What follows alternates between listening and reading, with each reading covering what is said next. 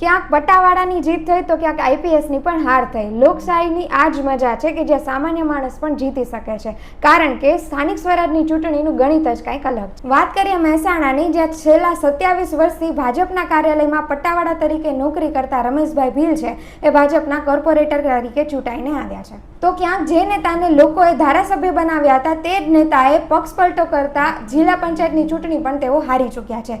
જ્યાં આપણે વાત કરી રહ્યા છીએ પૂર્વ ધારાસભ્ય ભૂપત ભાયાણીની, કે જેઓ પહેલા આમ આદમી પાર્ટીમાંથી લડી રહ્યા હતા, તેમણે પક્ષપલટો કરીને તેમણે ભારતીય જનતા પાર્ટી છે એ જોઈન કરી, પરંતુ આ જિલ્લા પંચાયતની ચૂંટણીમાં તેમને આમ આદમી પાર્ટીના જ નેતા દિનેશ રૂપારેલિયાથી હારનો સામનો કરવો પડી રહ્યો હતો।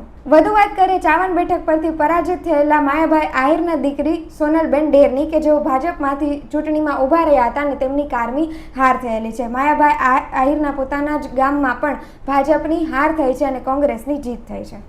તો બીજી તરફ રવિન્દ્ર જાડેજાના બેન નૈનાબા જાડેજા, જે કોંગ્રેસમાંથી રાજકોટની મનપામાં ઊભા રહ્યા હતા, તેમની પણ કારમી હાર થઈ છે। જેમની હારની વધારે ચર્ચા થઈ રહી છે તેવા આઈપીએસ મનોજ નીનામા, કે જેઓ નિવૃત્તિના થોડા મહિના અગાઉ જ ભાજપમાં જોડાયા હતા, પરંતુ તેમની ઓડ બેઠક પરથી કારમી હાર થઈ છે।